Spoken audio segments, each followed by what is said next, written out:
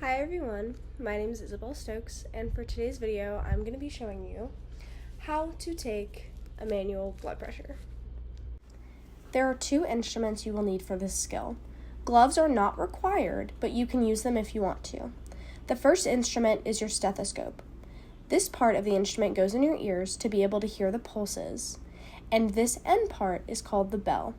Some stethoscopes have two, one for an adult and one for a child, such as mine. However, some only have one for an adult.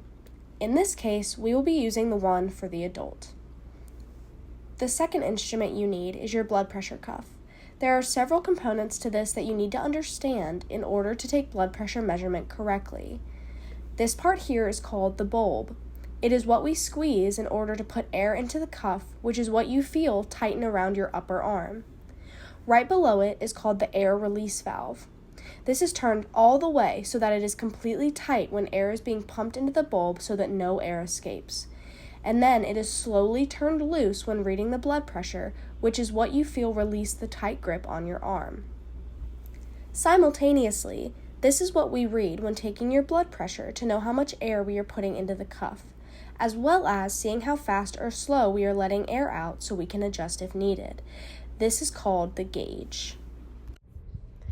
Before you do anything, make sure you wash your hands. When you walk into the room, introduce yourself to the patient and explain to them the procedure you're going to be doing. The first thing you're going to do is have the patient roll up their sleeve. You can do a blood pressure on top of the sleeve, but for the most accurate results, you want them to have their sleeves up. You're going to put the cuff around the upper arm above the elbow. There's a part of the cuff that says arterial line, which goes on top of the artery you want to measure, which in this case is where the brachial pulse is. This is located inside of the elbow, pinky side. It's also important to have the patient's palms facing up while doing this. Close the cuff as tightly as you can. You can put the gauge anywhere, but I like to put it just on the edge of the top of the cuff so I can easily read it.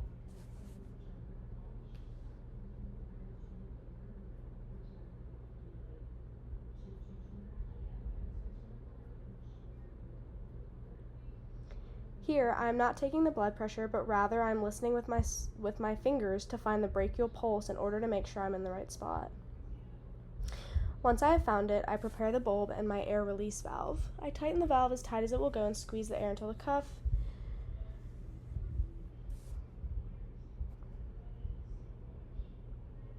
You only want to put 100 millimeters of mercury into the cuff to avoid blowing any veins in the patient. Once 180 is reached, slowly start to turn the air release valve to release some air. Do this very slowly so you can hear the beats in the stethoscope, also known as Kirach cough sounds. You will hear them you hear them as the blood flows through the artery as you deflate the cuff. The first beat you will hear will be the systolic number, and the last beat you will hear is the diastolic number. It's important to remember that these numbers will never be odd. Once done, wash your hands and record the blood pressure. Remember, 120/80 is normal blood pressure, and you're done.